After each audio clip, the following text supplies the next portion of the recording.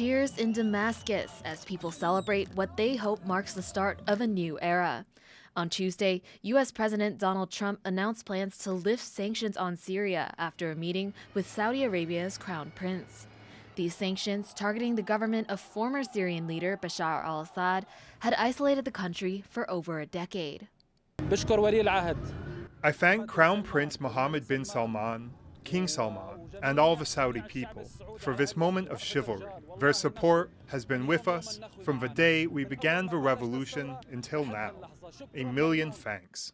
Trump said the decision was made due to a recent change of leadership in the civil war-torn country. In December 2024, current Syrian President Ahmed al-Sharaa led an offensive that overthrew the Assad regime.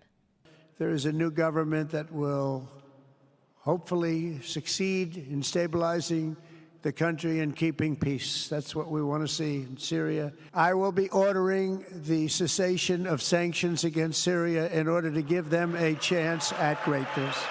The decision marks a major shift in U.S. Middle East policy and signals a move towards normalizing relations with Syria's new government, a step welcomed by the United Nations. It was important for us to see relief on sanctions on Syria, to help the reconstruction of Syria, to help the Syrian people recover from more than a decade of conflict, a decade of underinvestment.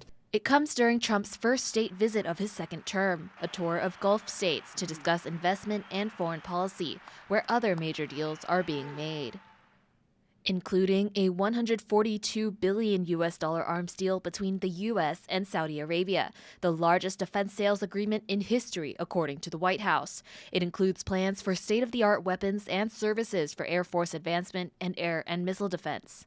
Trump is also expected to meet Syria's new president in Saudi Arabia on Wednesday. Still, some observers are urging caution. You don't want to go whole hog in and invest in any particular regime, because even though they've stayed for 6 months, there's no guarantee that they're going to continue beyond 6 months. There's so much sort of at stake and so much up in the air that things can change in really unpredictable ways. Trump will head to Qatar and the UAE next, where leaders are expected to discuss tech investment, manufacturing, and military cooperation, further shifting dynamics in the Middle East. Chen and Tiffany Wong for TaiwanPlus.